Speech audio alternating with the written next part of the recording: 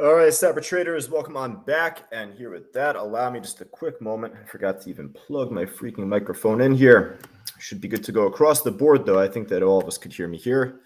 Just give me a quick second to adjust my audio. Should be coming up in just a second. Looks like we're good across social media, good across the trading room. Great to see Andre, Michael, and all of us just joining us live right now, included in social media. So let's hop right to it here, folks. Should be good to go across the board. It's been a bit of a wonky day across the market, like the S&P, but it's been a really interesting day from head to toe inside our live trading room. You know, we just came off our Traders Talk workshop, our weekly Q&A that we host every Tuesday morning. So, you know, that's where we had a chance to break down a couple of the moves that we had from pre-market into the open. You know, the COSM is one that's on the screen right now. You know, that actually ended up making a big pop as soon as we finished up that workshop. So, you know, there's been a lot to trade, a lot to talk about here. So, you know, let's actually go over the COSM while we're at it. I'm actually still in this trade. It was really timely here. So, you know, it's not always the case where the cookie crumbles as well as it did here. But, you know, I ended up missing out on this initial run. I had a private chat from one of our students, Chris, earlier. And, you know, hey, just you'd asked, like, hey, did you get in on the COSM trade? Like, no, I didn't. Like, I kind of came back to it a little late and ran up without me. So, you know, Chris killed it, actually. I want to give him a big shout out. He did really well on it from one of his levels he set from the other day. And he got like nearly $2 on this whole trade. So that was great from him. Now, I ended up seeing it pull back, and I really didn't have much business with this stock at all until and I'll pull up level 4 for this right now for all of us on social media. You should be able to see this here. A couple of huge iceberg orders that popped up for about 87,000 shares that joined the bid here. So as soon as the first one popped up, I'm like, oh, okay, wow, that's there for a reason. You know, as long as I jump in right near the iceberg here and set my stop like a penny or two under it, it's actually pretty low risk. It's not my normal style of trade, but when a stock already made such a big move up, and it's trying to build support or it's kind of meddling around here, and out of nowhere, not just one, but actually two over time, you know, a pair of these huge iceberg orders popped up on the bid, generating that support. Even though they pulled their shares from the bid, that's all it needed. Ended up making this big squeeze up. So I ended up taking 2/3 my trade out. I took the first third out at 616, the second third out at 644, and then the third of the shares I have, you know, I'm still in right now for fun shares, as I like to call it. So, you know, we'll look to see if this can make the bigger squeeze up heading into the close. Right now, the fact it pulled back below 625, I'm not too, you know, particular about. 625 is actually a very big level coming off the halt from earlier this afternoon on this trade. So, you know, I'll put this on our list, but unless we get cracked back over that 25-cent price, then you got to be careful for, you know, catching the falling knife.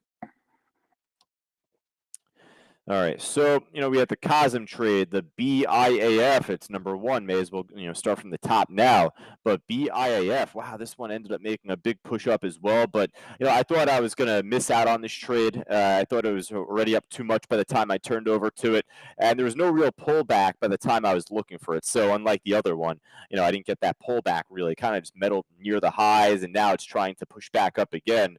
But the real level on this trade that we ended up seeing a break above, it was right off of $2.30. I can't necessarily see it from my chart, but, you know, Bookmap showed a big volume level, just big volume filled from the morning consolidation right from that 230 price. So just took a couple of more stabs at it. It held above it after, and that's what led to the big move shortly from that point. So, you know, led to a nice re-break above 3, topped off at 4 pretty much. And as you can see now, it didn't really make that extensive drop off like the COSM trade did, right? Like there was a difference between those two. And the kicker with the COSM was the icebergs, if anything. So, you know, like I said, I didn't really have much business with that stock prior to those orders showing up. Now, at the BIAF, I mean, listen, I'm not a fan of the sideways trend here. I wish this was starting to make a stronger pop right now or did earlier. You know, I'll put this on our main list more reluctantly than anything. You know, still kind of near the highs, still trading some good volume per minute. So let's see if there's anything that's trending better right now. But we'll see what this could do later on. All right, so they're not all going to work out. The BXRX coming off of good news. I think phase 2 clinical trial news this morning. Great pre-market push. Then by the time the market opened up, shook around a little bit here. Then from that point, tailed back down. So could probably delete my lines here right now, and I'll probably delete all of my lines on the day, but so be it. Yeah, BXRX right now not really doing us too much, so we're going to pass on this trade.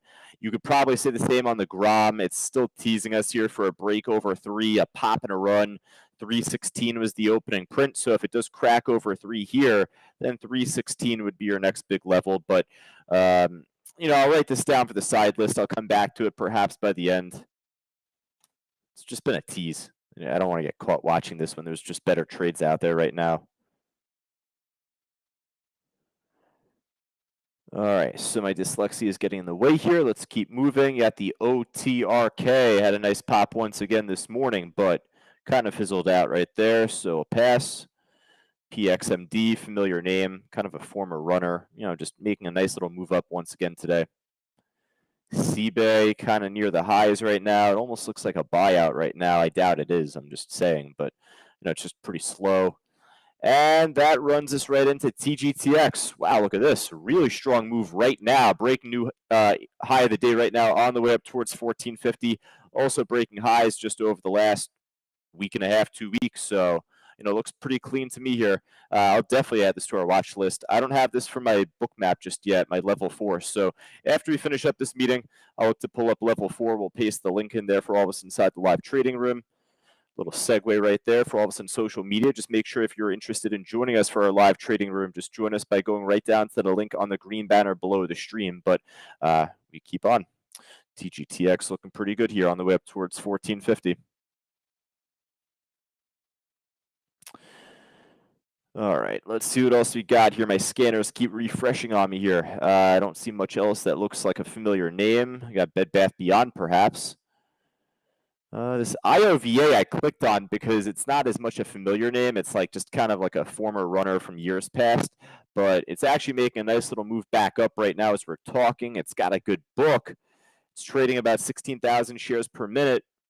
I'm kind of selling myself into this IOVA here, so long as it doesn't just snap down right now. It actually doesn't look too bad. All right, yeah. All right, so let's click on Bed Bath Beyond here, then we'll see what's on the loser side. All right, we're going to see what's on the loser side. Not much to talk about here on Bed Bath Beyond, as you could see. SATX, if you were able to get the shares. Geez, this thing fell off a cliff. Sava also had a big drop-off once again today.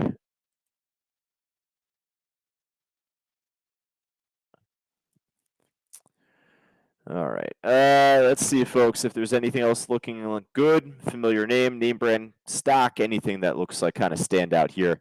Really just on the loser side, you tend to find more stocks hard to borrow, stocks that aren't really trading a lot of volume across the given day. So I'm kind of just glossing over a lot of these. Honestly, just if you're a new attendee, it might look lazy, but it's just kind of quick brush through. You could tell pretty quickly. Now, a little running joke, though, I've been doing this afternoon meeting for Fausto and cyber trading for just about 8 years. Anytime I say literally the words I just said, I'm going to find something on the losers list here coming up. So I always jinx myself. If there's anything else looking good, just type it in the chat board. Just let me know here for Michael or Leda, Andre, Ray, all of us inside the live trading room, or otherwise just for all of us on YouTube. Andre cheering on the SPY, the S&P. Yep. I mean, hey, it's still holding well. I mean, just gone nowhere since like 11 o'clock. So, we know what the better time of the trading day is, aside from the morning. It's not just saying the afternoon. It's saying from 3 p.m., 3:30 mainly, heading into the closing bell. So, perhaps we'll get that bigger pop at that point. All right, just checking Benzinga Pro here, folks, quickly. You got SI, and this is actually a good short if you're able to get the shares.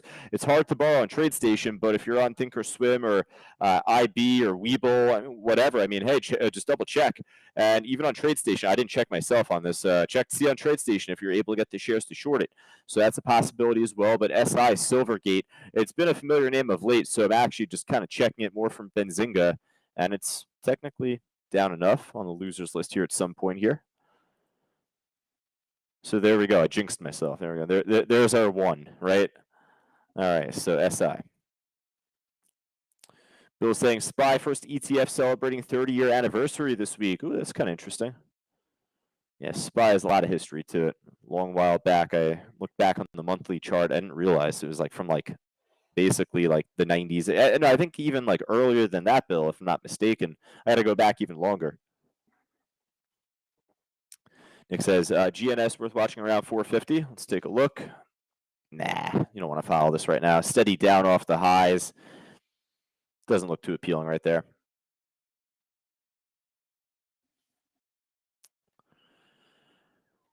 All right.